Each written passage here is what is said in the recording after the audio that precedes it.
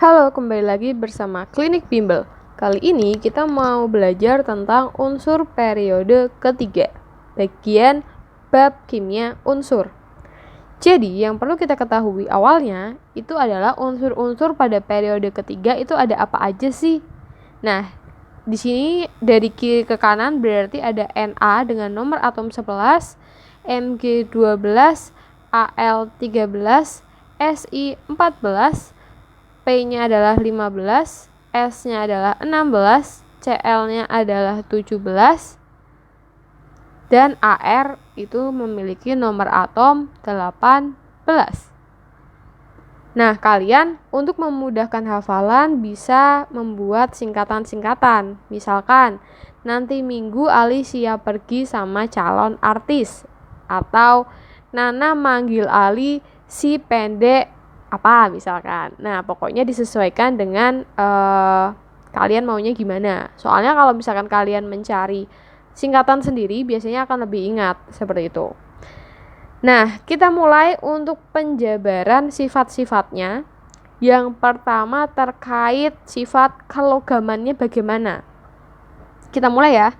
Sifat logamnya dari Na, Mg sama Al itu masuk ke dalam unsur logam. Kemudian kalau Si masuk ke metaloid. Metaloid itu maksudnya gimana? Metaloid itu artinya bisa bersifat logam, bisa bersifat non logam. Biasanya tergantung dia berikatannya gimana. Kemudian kalau PS sama Cl itu non logam. Dan yang terakhir itu bukan logam ya. Kita sebut biasanya gas mulia. Dia golongan 8. Nah, itu dilihat dari sifat kelogamannya.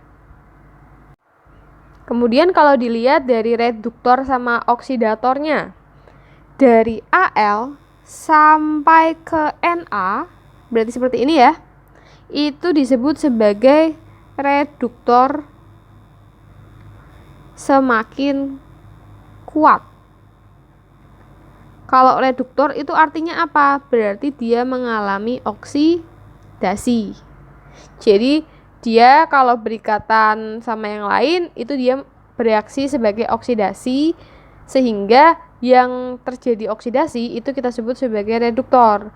Nah, di sini dari Al, Mg, Na semakin ke kiri bersifat reduktor atau reduktornya semakin kuat. Kemudian dari Si sampai ke Cl, yang Ar tidak ya karena dia gas mulia, itu sifatnya adalah oksidator semakin kuat. Selanjutnya kalau misalkan sifat basa atau asamnya, maka dari Mg ke Na itu adalah sifatnya basa. Jadi basanya itu akan semakin kuat ke arah Na. Kemudian kalau Al itu bersifat amfoter. Artinya apa? Bisa bersifat asam atau bisa bersifat basa, tergantung dia berikatannya gimana.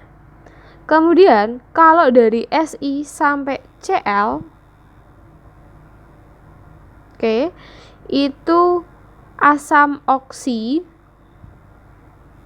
semakin kuat.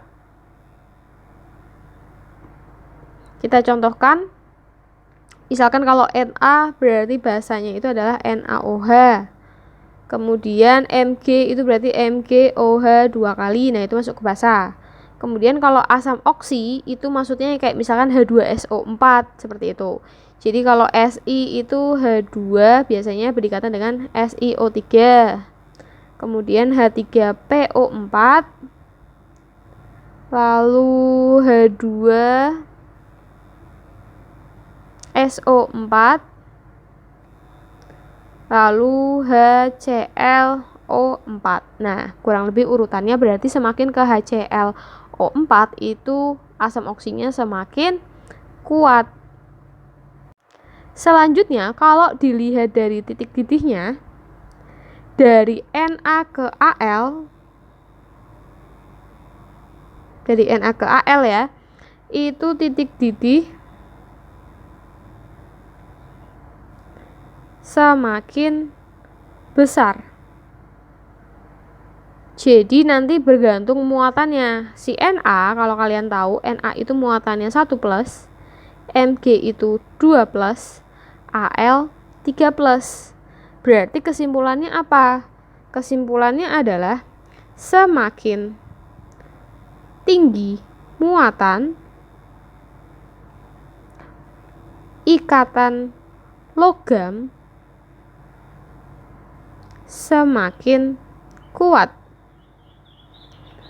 Pada akhirnya mengakibatkan titik didih semakin besar. Nah, kurang lebih seperti itu ya. Kemudian untuk si tadi kan sampai Al ya. Untuk si Si, dia titik didih paling tinggi. Kenapa bisa seperti itu? Hal ini karena dia membentuk struktur kovalen raksasa. Paham ya?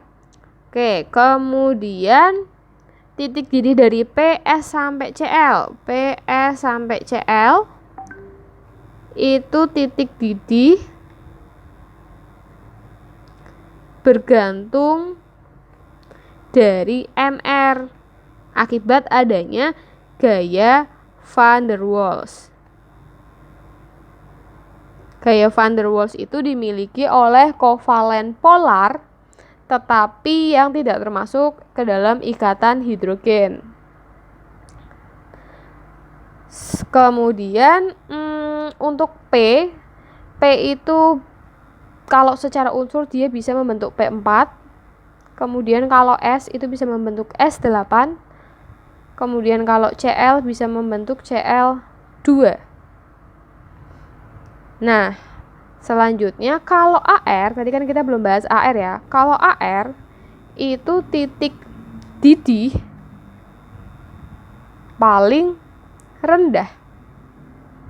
Kenapa bisa gitu? Karena Ar ini disebut sebagai gas monoatomik.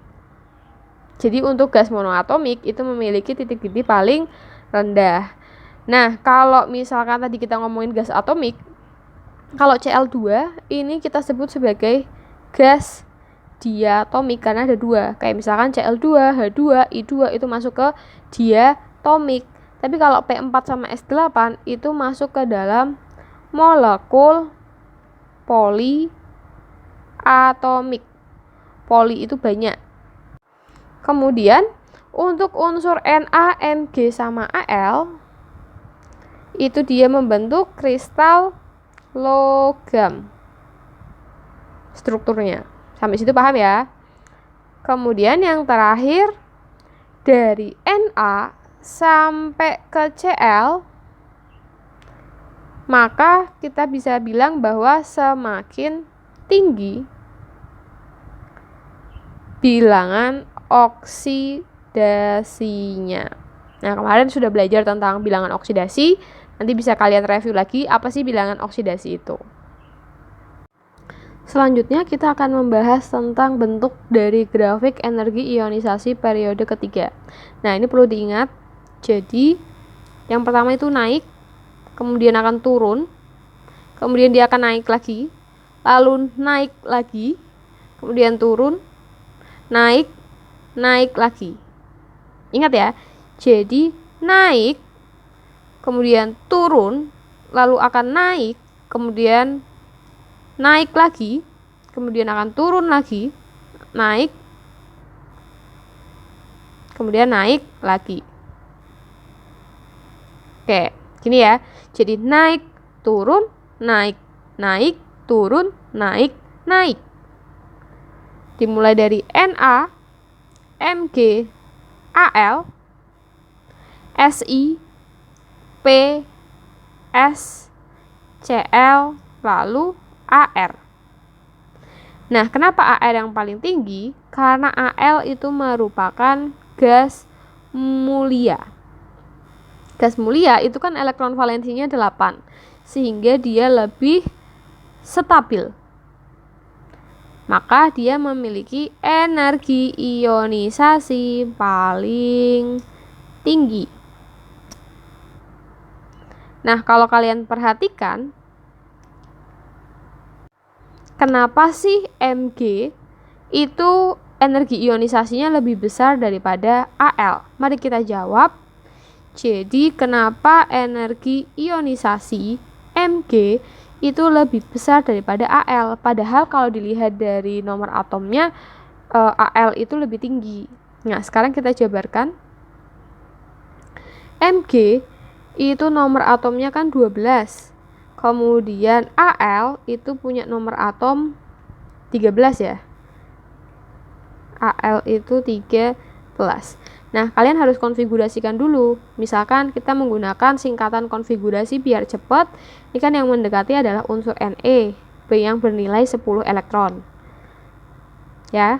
Nah, setelah itu kita butuh 2 lagi, berarti 3s2. Sedangkan kalau yang Al 3s2, 3p1. Nah, S2 itu kan punya satu orbital, karena ada 2 elektron, berarti seperti ini. Kemudian, kalau yang Al sama atas bawah, kemudian P-nya kan punya 3 kamar orbital, seperti ini. Nah, Mg lebih tinggi karena elektronnya itu penuh, sehingga dia akan cenderung lebih stabil. Berbeda dengan Al, di sini kan kosong nih. Jadi dia tidak stabil. Akhirnya energi ionisasinya itu lebih tinggi Mg. Nah, kalau misalkan kalian bertanya lagi kenapa energi ionisasi fosfor itu lebih besar daripada sulfur? Kenapa? Karena P itu punya nomor atom 15, berarti kita bisa konfigurasikan 10 Ne, 3s2, 3p3. Sedangkan yang S itu berarti 10 Ne, 3s2 sama 3p4. Kalau kalian gambarkan orbitalnya, karena elektronnya 3 berarti 1 1 1. Kalau yang bawah 1 1 1 1 gitu ya. Nah, di sini yang perlu kita tekankan itu adalah kalau yang P kan berarti setengah penuh ya, bisa kita bilang ya. Setengah penuh itu dia akan cenderung stabil. Makanya energi ionisasi P itu lebih tinggi dibandingkan yang ini. Ini kan kosong nih. Nah, seperti itu. Selanjutnya kita akan berdiskusi tentang kemiripan diagonal. Jadi, pada periode 3 dan periode 2 itu terjadi kemiripan akibat susunan yang diagonalnya. Maksudnya gimana? Kita gambarkan dulu periode 2, ada Li, ada Be, ada B sama C. Kemudian periode 3-nya ada Na, Mg, Al, Si.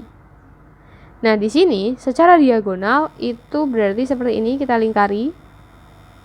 Kemudian Be sama Al, kemudian B sama Si. Nah, kita tinjau satu per satu. Jadi, yang pertama, Li dengan Mg itu dikatakan mirip. Sebabnya apa? Jika dibakar di udara, maka akan menghasilkan oksida dan nitrida. Semuanya, baik itu Li sama Mg. Karena hasilnya sama, makanya dibilang mirip. Jadi ini Li dibakar akan menghasilkan Li2O ditambah Li3N. Dia akan menghasilkan oksida dan nitrida. Mg juga demikian. Mg dibakar itu menjadi MgO ditambah Mg3N2. Paham ya? Nah, kalau yang kedua antara Be dengan Al, dia dikatakan mirip. Alasannya apa? Sama-sama bersifat amfoter. Amfoter itu bisa bersifat asam atau bersifat basa. Contohnya BeOH 2 kali ini basa. Tapi kalau berubah menjadi H2BeO2 ini sifatnya adalah asam. Yang Al juga gitu. Jadi AlOH 3 kali itu basa. Kalau H3 AlO3 itu sifatnya basa tapi tidak stabil. Jadi biasanya biar stabil dia akan berubah menjadi HAlO2 ditambah H2O stabil. Kemudian yang ketiga antara B dengan Si dikatakan mirip karena dia bersifat metaloid. Metaloid itu bisa logam ataupun non-logam.